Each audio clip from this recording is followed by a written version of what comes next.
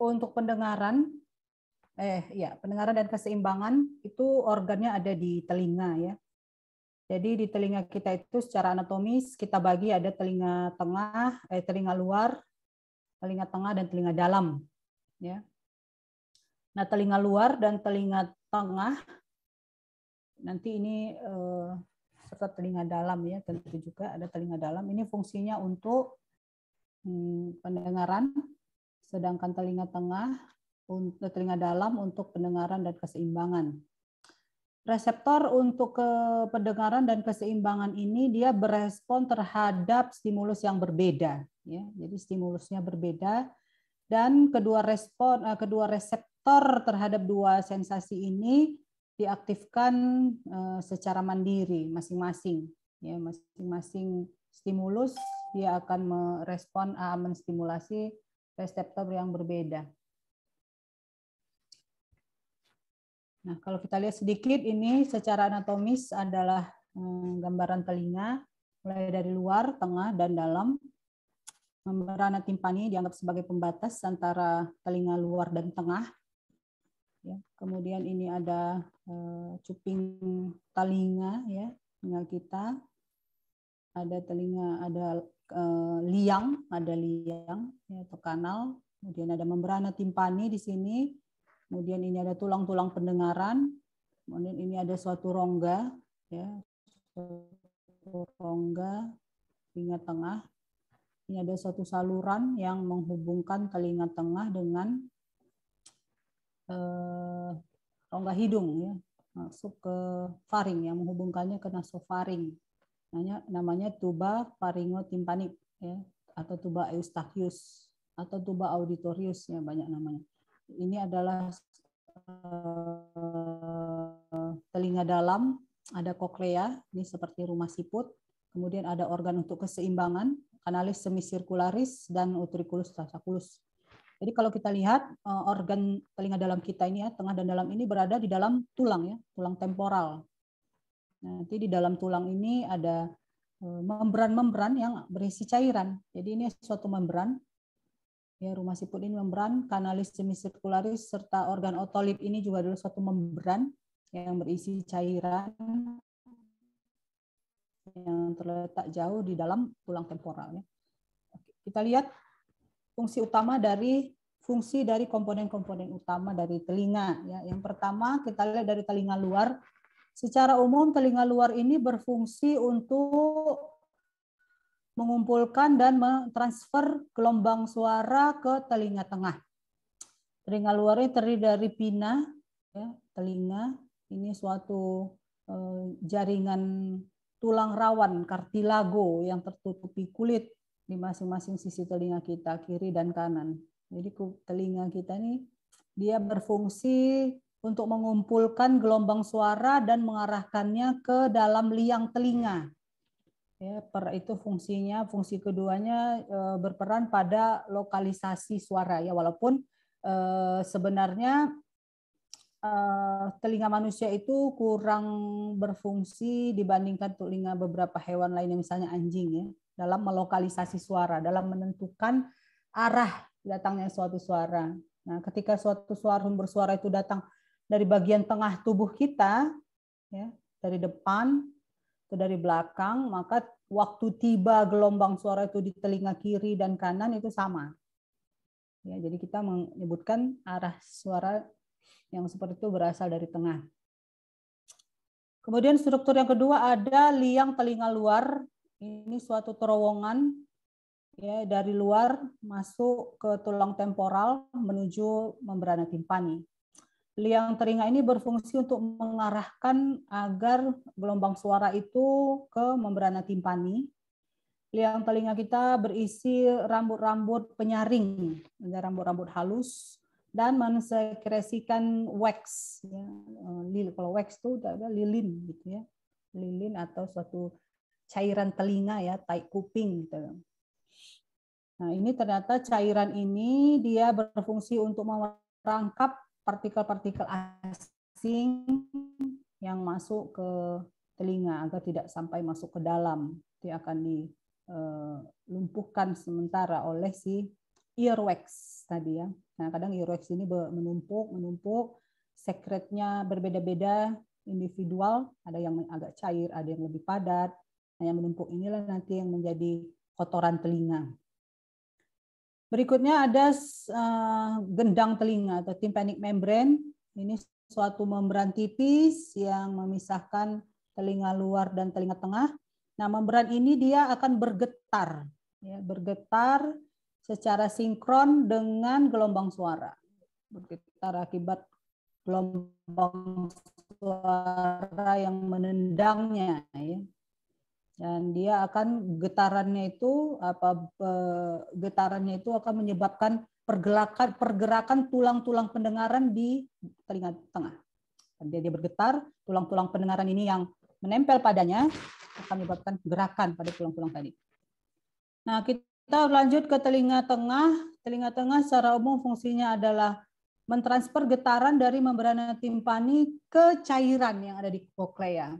Jadi tujuan dari getaran membrana timpani, getaran tulang pendengaran, nanti pada akhirnya mereka akan menggetarkan cairan yang ada di koklea.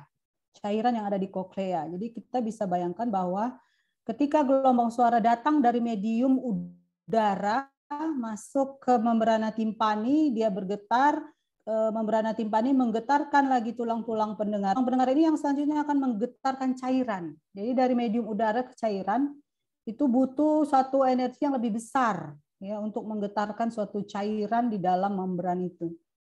Nah, itu maka si tulang-tulang pendengaran, pada tulang-tulang pendengaran itu sebenarnya terjadi amplifikasi, ya, terjadi penguatan getaran yang berasal dari membrana timpani akibat posisi sedemikian rupa dari tulang-tulang pendengaran tadi, sehingga menghasilkan getaran yang lebih kuat yang tujuannya agar mampu menggetarkan cairan yang ada di koklea.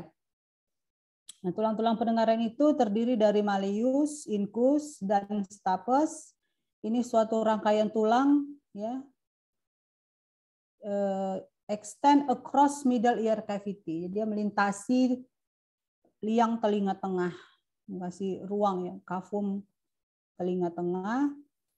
Malleus ini dia akan terikat ke membrana timpani. Ya. Jadi pertama habis membrana timpani kita ketemu malleus dulu, ketemu malleus kemudian nyambung ke incus, lalu incus nyambungnya ke stapes. Ya. Stapes ini dia terikat nanti sahir ke oval window atau jendela bundar. Nah, jendela bundar ini dia jendela oval, soalnya bukan bundar, ya, jendela oval. Nanti jendela ini akan berosilasi secara sinkron dengan getaran membrana timpani dan membangkitkan suatu gerakan movement, wave-like movement, gerakan seperti gelombang, ya, gelombang di dalam cairan koklea pada frekuensi yang sama dengan yang digetarkan oleh membrana timpani. Kemudian kita lihat telinga dalam, ya, atau inner ear. Di situ adalah koklea. Fungsi telinga dalam inilah yang sebagai tempat atau rumah dari organ sensorik kita, ya, sistem sensorik kita, yaitu yang untuk pendengaran dan keseimbangan. Pertama nanti ada jendela oval. Ini adalah suatu membran tipis pada jalan masuk koklea, pintu masuknya. Ini yang memisahkan antara telinga tengah dengan kompartemen atas dari koklea. Si oval window ini juga bergetar, ya, bersamaan getarannya dengan si stapes. Dia terikat, ya, jadi stapes itu kakinya itu terikat ke oval window sehingga menyebabkan pergerakan di cairan di koklea. Nah, si koklea sendiri, ya, ini ada dua kompartemen, ada yang atas dan bawah, upper and lower compartment. Jadi koklea itu tadi bentuknya seperti rumah siput, ya, snail shape tubular system. Jadi suatu tubulus berbentuk bergelung, dia 2/3 kali lingkaran, ya, sehingga membentuk suatu seperti rumah siput. Nah, si koklea ini berisi cairan yang akan bergerak seiring dengan gerakan dari si oval window tadi. Nah, kemudian ada ductus cochlearis. Ductus cochlearis ini adalah suatu tubulus buntu, ya, tubulus yang berujung buntu. Ini terletak di tengah dari koklea, ya, center of cochlea, antara kompartemen atas dan kompartemen bawah. Di ductus cochlearis inilah terletak membran basilar dan organ korti. Jadi organ korti inilah organ pendengaran kita, ya. Ada membran basilaris, ada organ korti di atasnya. Jadi membran basilaris itu merupakan lantai dari si ductus cochlearis. Membran basilaris ini juga bergetar seiring dengan pergerakan cairan. Nah, di atas dari membran basilaris inilah ada organ korti yang merupakan organ sensorik untuk pendengaran. Nah, ini dia organ korti, ya. Jadi organ korti ini dia terletak di sepanjang panjang membran basilaris, ya, throughout its length, sepanjang membran basilaris. Apa isinya? Si organ korti ini merupakan berisi hair cells atau sel-sel rambut. Inilah yang merupakan reseptor untuk pendengaran. Jadi sel reseptornya, sel sensoriknya dimulai dari sini. Reseptor untuk pendengaran yang akan mengalami suatu potensial reseptor ketika dia terbengkokkan. Jadi sel-sel rambut ini ketika membran basilarisnya bergetar akibat getaran cairan dari gelombang suara tadi, sel-sel rambut ini mengalami pembengkokan. Nah, dengan terbengkokkannya dia seperti ini, muncullah suatu potensial reseptor yang nanti akan menjadi satu bentuk potensial aksi yang dipropagasikan di sepanjang saraf menjadi suatu sensasi pendengaran. Jadi moda stimulus bagi sel hair cell ini adalah suatu jenis stimulus mekanik, ya, suatu stimulus mekanik. Dia terbengkokkan. Kemudian ada membran tektorial, ya, ada membran basilar, ada membran tektorial. Nah, membran tektorial ini adalah membran yang membran stasioner yang menjorok ke organ korti, dan di dalamnya tertanam rambut-rambut permukaan dari sel-sel rambut reseptor. Jadi reseptornya adalah sel rambut, di bagian permukaan atasnya itu ada rambut-rambut ya halus yang rambut itu tertanam di dalam suatu membran. Jadi kalau kita bayangkan ada jelly, misalnya ada suatu jelly, kalau ada jelly ada rambutnya. Kalian ambil jelly, makan jelly, itu sebenarnya di dalam jelly itu ada rambut gitu. Ada rambut orang yang masak jelly tadi mungkin ya kan gugur masuk gitu. Nah, jadi kira-kira si hair cell itu begitu dia. Nah, si yang jelly tadi itu si membran tektorial ini, jadi membran stasioner. Nah, jadi dia adalah tempat di mana sel-sel rambut ya, di mana sel-sel rambut terbenam. Nah, ketika dia terbengkokkan sel-sel rambut ini, nah itulah timbul suatu potensial reseptor. Itu ketika membrana basilaris bergetar, naik turun seiring dengan pergerakan dari cairan. Ya, jadi di bawah sini ada membran tektorial, di atas membran tektorial ini ada sel-sel rambut. Nah, permukaan atasnya ini, jadi permukaan atas dari rambut-rambut dari sel rambut tadi itu terbenam di dalam suatu membran tektorial. Jadi kalau misalnya si membran basilarisnya naik turun karena gerakan cairan tadi ya, dari hasil gelombang suara tadi. Karena membran stasioner ini dia diam saja, ya. Jadi maka ketika terjadi naik membran basilaris, rambut-rambutnya menjadi terbengkokkan, ya, terbengkokkan. Turun, naik turun, bengkok, lurus, nah gitu ya, gerakan mekaniknya.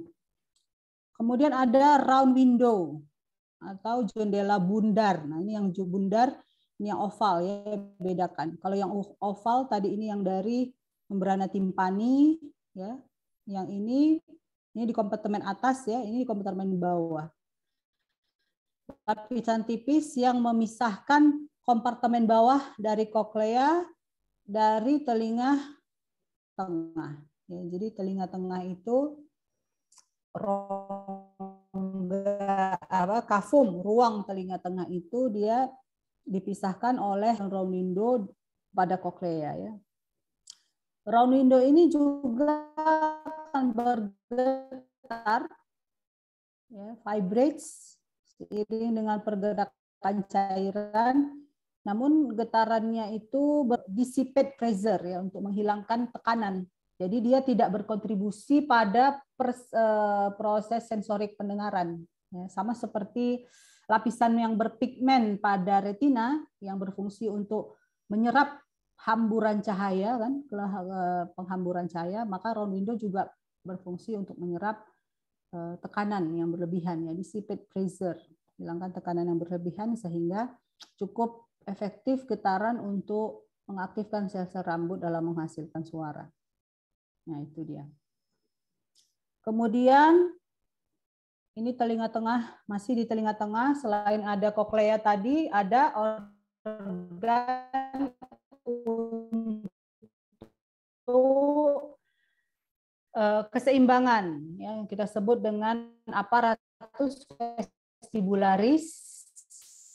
Di sini adalah sensori organ untuk keseimbangan, equilibrium, dan menghasilkan. Organ apa? Ada utriculus dan sacculus. Ya, utriculus dan sacculus, keduanya ini dia kita sebut dengan organ otolit. Ya, otolit. Nah, kanalis semicircularis ini dia merupakan yang tersusun 3 dimensi dalam bidang tegak lurus satu sama lain di dekat koklea. Ya, jadi 3 dimensi. Fungsi dari kanalis semicircularis ini adalah mendeteksi percepatan dan perlambatan rotasi dan sudut. Yaitu ketika kita berputar, ketika kita mulai berputar, berjungkir balik, ya, atau ketika kita apa ya contohnya, berputar mengikuti arah putaran jam, ya seperti itulah gerakannya. Sedangkan yang utriculus sacculus ini dia untuk yang linear acceleration. Jadi ketika kita, jadi sebentar, utriculus ini dia struktur seperti kantung di bony chamber antara koklea dan kanalis semicircularis, sacculus di dekatnya, next to utricle. Ini juga sama-sama suatu kantong yang berisi cairan. Sama seperti koklea,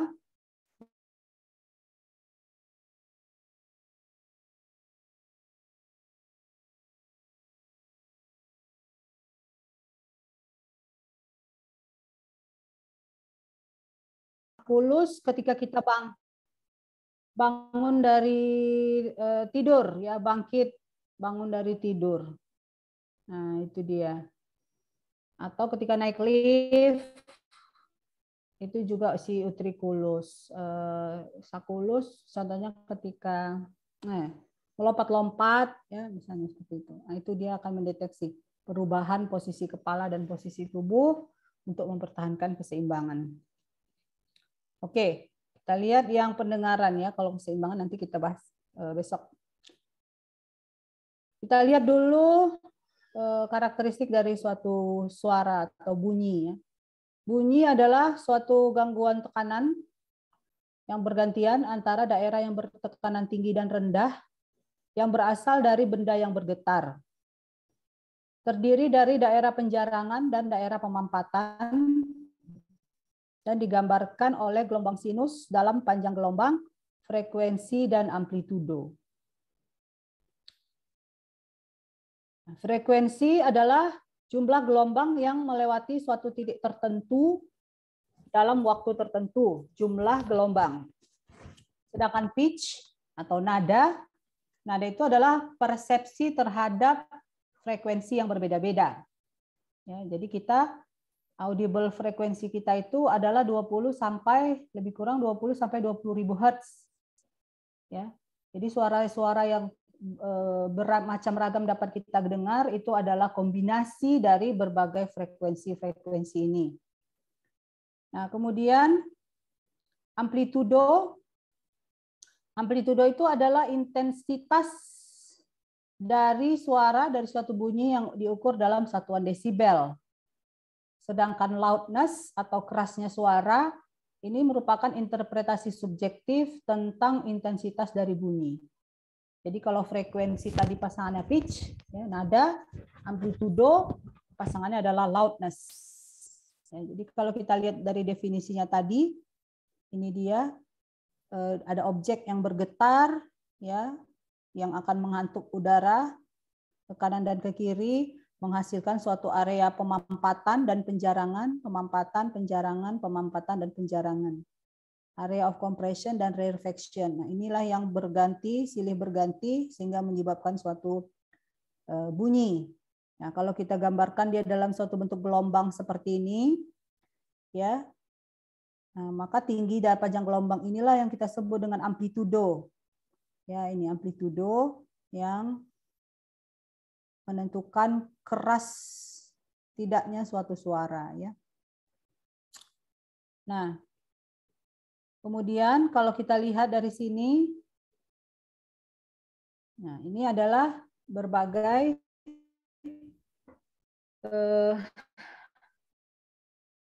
bentuk-bentuk nada, ya, property of sound waves, beberapa gelombang suara, ya. Kalau di gambar yang atas kita lihat itu ada dua jenis nada. Yang satu nadanya frekuensinya dua gelombangnya. Yang satu lagi frekuensinya lebih kurang 5, ada 5 gelombang jumlah frekuensinya. Maka yang pertama itu kita sebut dengan nada rendah, low note. Yang kedua itu gambar di sampingnya adalah high note, nada yang tinggi, ya, bergantung pada frekuensinya. Tapi loudness-nya, amplitudo dari kedua gelombang tadi sama, ya, panjang apanya, tinggi gelombangnya. Terus yang ke bawah, yang tengah, ini intensity atau loudness tadi, depends on amplitude, yang bergantung pada amplitudo. Kita lihat itu adalah nada yang sama, same note dengan 3 frekuensi gelombang, tapi panjang gelombangnya beda, tinggi gelombangnya beda, amplitudonya beda, maka yang satu adalah nada yang soft, yang satu nada yang loud, keras, yang satu halus, gitu ya. Kemudian ada timbre atau warna nada. Ini bergantung pada nada-nada tambahan atau overtone. Ya, jadi kalau yang gambar pertama itu pure tone, itu nada murni, nada dasar. Nah, kemudian ada nada-nada tambahan yang berbeda-beda. Ada different overtones. Different overtones, kalau kita lihat yang gambar yang tengah, dia frekuensinya lebih tinggi. Ya, kemudian yang di paling kanan frekuensinya lebih rendah. Kedua nada ini menimpali pure tone tadi sehingga menghasilkan different overtones, ya, warna-warna nada yang berbeda. Same loudness, loudness-nya sama, dan same note-nya juga sama. Persepsi kita pasti mendengar dua bentuk nada ini akan berbeda. Oh, sudah selesai ya. Hanya 10 slide. Oke. Pendengaran cuma 10 ya? Bentar saya cek. Oh, karena dia ada 2 jam ya. Hearing 1, hearing 2. Oke. Baik. Siap dulu. Untuk pertemuan pertama, saya rasa cukup sampai di sini. Ya, tidak usah banyak-banyak dulu, nanti pusing pula ya, terlalu banyak. Silakan. Kalau ada yang ingin ditanyakan. Izin bertanya, Dok. Silakan. Untuk ada tekanan yang di telinga tadi, Dok, kan kadang ada terjadi ear barotrauma, Dok. Kalau misalnya naik pesawat atau menyelam sampai kedalaman tertentu, Dok. Nah, pertanyaan saya, Dok, apakah benar bahwa tekanan tersebut tingginya itu di saluran eustasius, dan bagaimana caranya yawning atau menguap itu bisa rilis hal tersebut, Dok? Terima kasih, Dok. Putus. Yang terakhir saya nggak dengar. Yawning, bagaimana yawning terus? Bisa merilis hal tersebut, Dok. Jadi tekanannya turun, Dok. Iya, oke. Nah, saya share lagi. Jadi secara anatomis tadi, ya, gambar yang pertama. Nah ini, ya ini dia.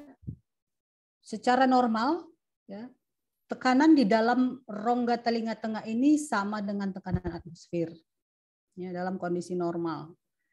Yang menyamakannya itu adalah tuba Eustachius ini. Sebab tuba Eustachius ini merupakan saluran yang terbuka yang terhubung ke nasofaring. Jadi selama nasofaring kita intak, terbuka, maka tekanan di telinga tengah ini sama dengan tekanan atmosfer dalam keadaan normal. Nah, barotrauma yang terjadi merupakan kondisi di mana terjadi peningkatan tekanan di dalam telinga tengah. Tekanan itu dapat menekan rongga telinga tengah sehingga pertama bisa menimbulkan rasa sakit, dan bila berkelanjutan tentu dapat mengganggu organ-organ yang ada di sekitar telinga tengah. Ya. Nah, yang paling sederhana contoh pada kegagalan penyamaan tekanan atmosfer dengan tekanan telinga tengah itu pada kondisi tertutupnya saluran tuba ini. Saluran tuba ini bagian mukosanya itu sama dengan mukosa yang ada di rongga hidung, sama dengan mukosa nasofaring. Jadi yang paling sering menutup tuba Eustachius ini adalah kondisi inflamasi ataupun infeksi. Ya, contohnya ketika kita infeksi common cold, infeksi saluran pernapasan atas, sehingga mukosa ini membengkak.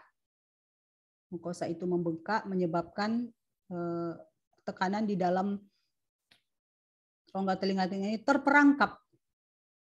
Jadi dia menjadi suatu kafum yang tertutup rapat yang tidak dapat menyamakan tekanannya dengan tekanan atmosfer.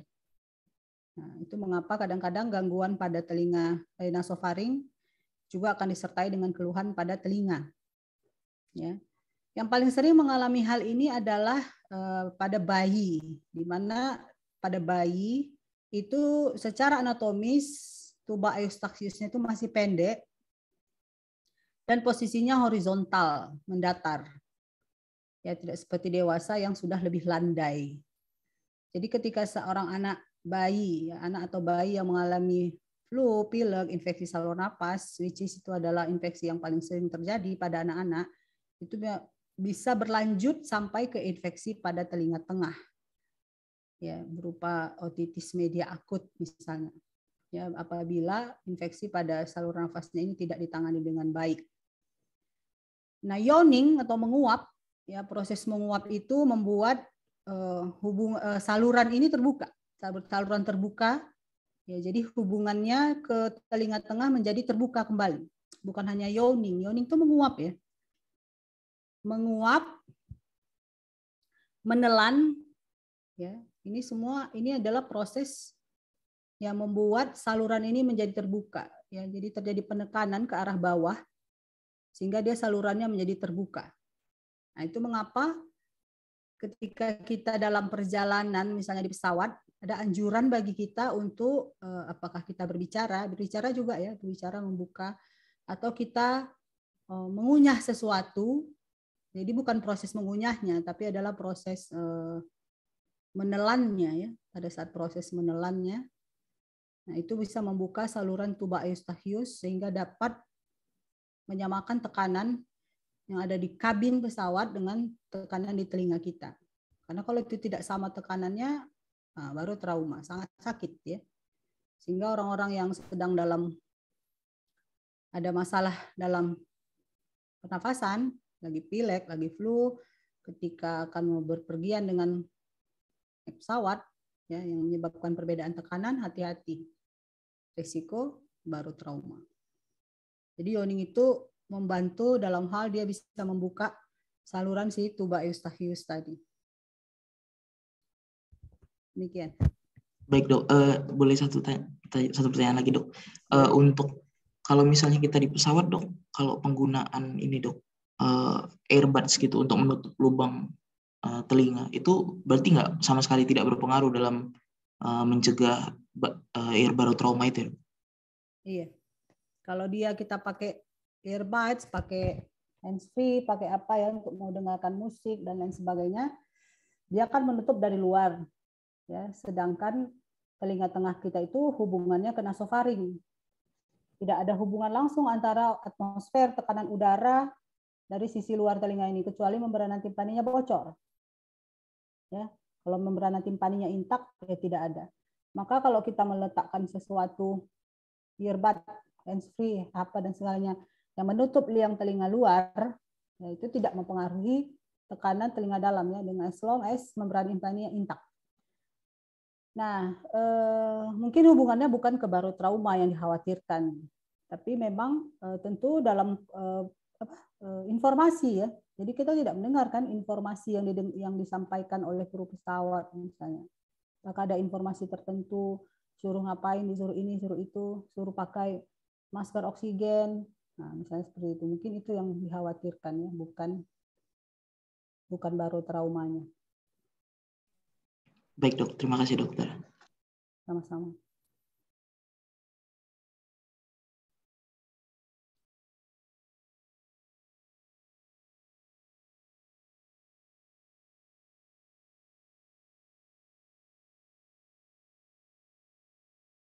Kalau dalam bahasa Indonesia, Maleus itu apa ya bahasa Indonesia?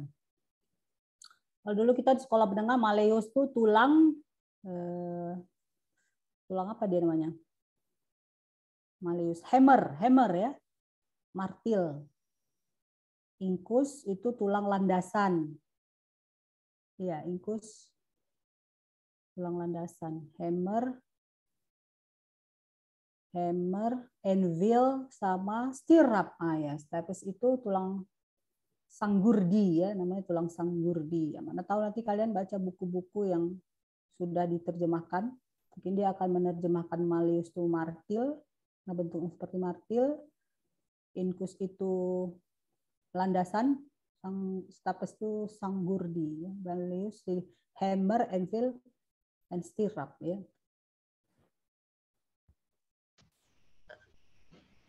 Izin bertanya dokter. Silakan.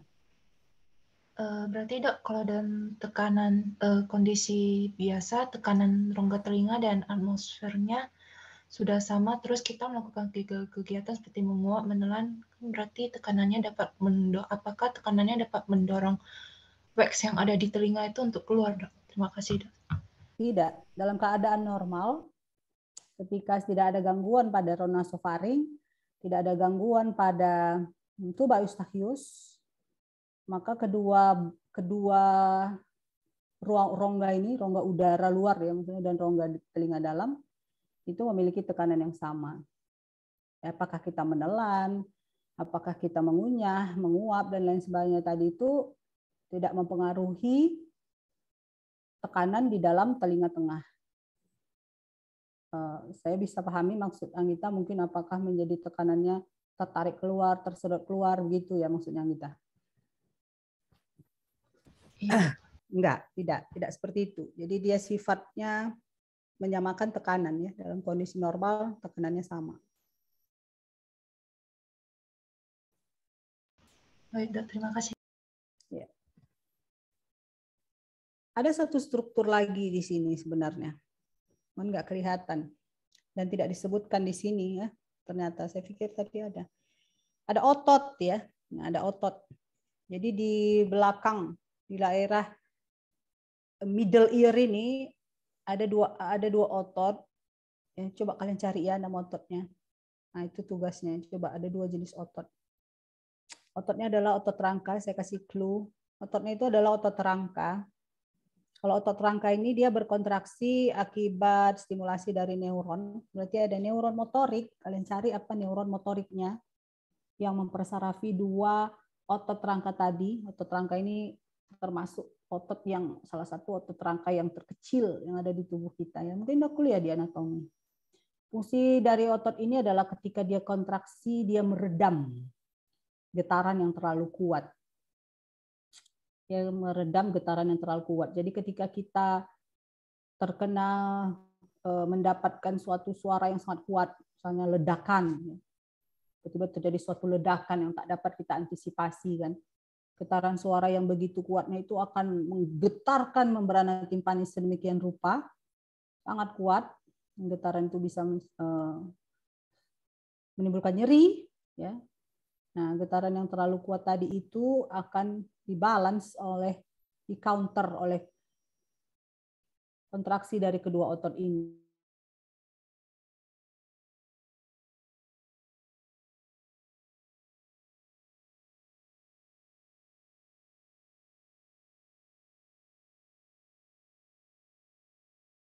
kedua otot tadi.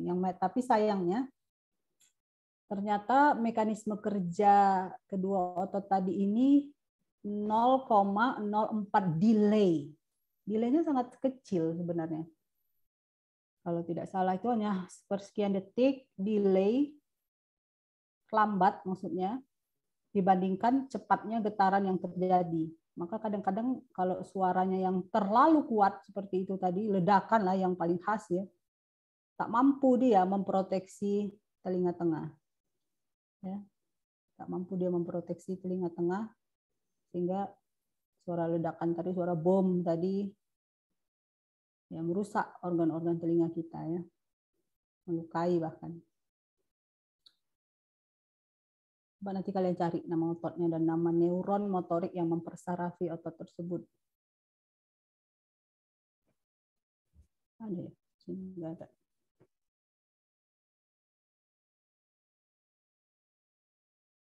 Oke. Baik, tidak ada lagi pertanyaan. Kita selanjut kuliahnya besok ya, Hasian? Jadwalnya. Iya dok, besok Pagi, jam 7 ya? besok pagi, iya dok. Besok pagi jam 7 sampai jam 11 dok. Ya, saya jadwal. Oh yes, yang istirahatnya yang jam berapa? Jam 9, 10? Iya dok. Oke. Bagaimana kalau kita mulainya jam 8 saja? Boleh dok. Boleh ya? Iya dok. Jadi dari jam 7, jam 8 ya masih bisa mandi, masih bisa sarapan.